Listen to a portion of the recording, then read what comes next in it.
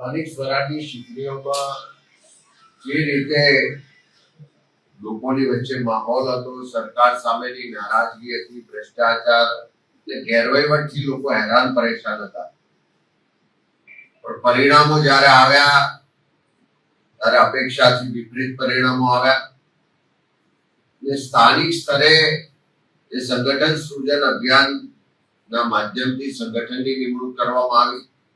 ત્યાર પછી ઉમેદવારોની તમામ પસંદગીની પ્રક્રિયા પણ સ્થાનિક સ્તરે કરવામાં આવી. આજે પરિણામોની સમીક્ષા માટે અમે ઝોન વાઇઝ આજથી મીટિંગો, સમીક્ષા બેઠકો શરૂઆત કરી છે. આજે 2 તારીખે દક્ષિણ ગુજરાત, આવતીકાલે ઉત્તર ગુજરાત, 4 તારીખે મધ્ય ગુજરાત અને 6 અને 7 તારીખે સૌરાષ્ટ્રની સમીક્ષા થવાની છે. જિલ્લા પ્રમુખશ્રીઓ, જિલ્લાના પ્રભારીશ્રીઓ, તાલુકા શહેરના પ્રમુખશ્રીઓની હાજરીમાં વિગતવાર માહિતી મેળવી રહ્યા છે. આ 4 ઝોનની સમીક્ષા કરવામાં આવશે. 4 ઝોનમાં જે મત મળ્યા છે એનું એનાલિસિસ પણ કરવામાં આવશે.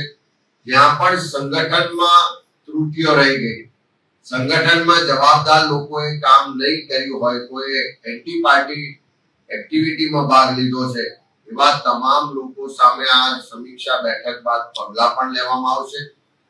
સંગઠનમાં પણ ફેરફાર થશે. સાથે સાથે અનેક જગ્યાએ જે ખોટી પ્રેક્ટિસ કરીને ભારતીય જનતા પાર્ટીના ઉમેદવારો જીત્યા છે એને પણ ખુલ્લા પાડીશું. જે અધિકારીઓ, જે પોલીસ તંત્રના લોકોએ ભારતીય જનતા પાર્ટીનો હાથો બનીને કામ કર્યું છે એના પણ પુરાવા જ્યાં જ્યાં મળ્યા છે એની સામે પણ આવનારા દિવસોમાં કાયદેસરની કાર્યવાહી પણ કરીશું ને એને જવાબ આપવો પડે એવી સ્થિતિમાં પણ લાવીશું.